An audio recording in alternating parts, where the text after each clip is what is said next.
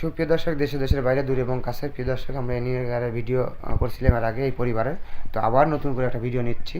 আমরা পাবনা জেলার মধ্যে ভিডিও করতেছি। পাবনা জেলায় একটা অসহায় একটা গরিব পরিবার, গ্রাম অঞ্চলে। আসলে এই পরিবার থেকে আন্টির স্বামী মারা যায় 1 বছর যাবৎ।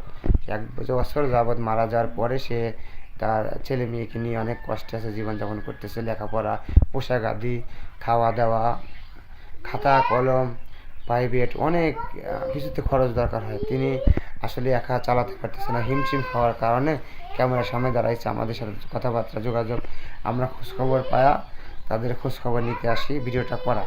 মূলত আসলে যাদের সহযোগিতা করার মন মানসিকতা আছে, হেল্প করার মন মানসিকতা আছে, এই পরিবারটার পাশে দাঁড়াবেন। যদি পারেন হেল্প করার চেষ্টা করবেন। তো আন্টি, আমাদের কাছে কিছু বলতে চাইলেন, আপনি কি বলবেন বলেন। আমি তো এই পরিবারে 4টে লোকের খাওয়া দাওয়া পোশাক আশাক দিতে পারছি না। আমার বড় মেয়েটাকে একটু বিয়ে দেওয়ার চিন্তা ভাবনা করতেছি, খরচপাতি না দেওয়ার কারণে।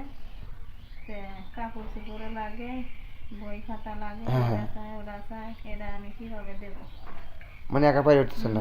একা নিজে পারতেছি না। আমার বাড়িওয়ালা নাই, মারা গেছে।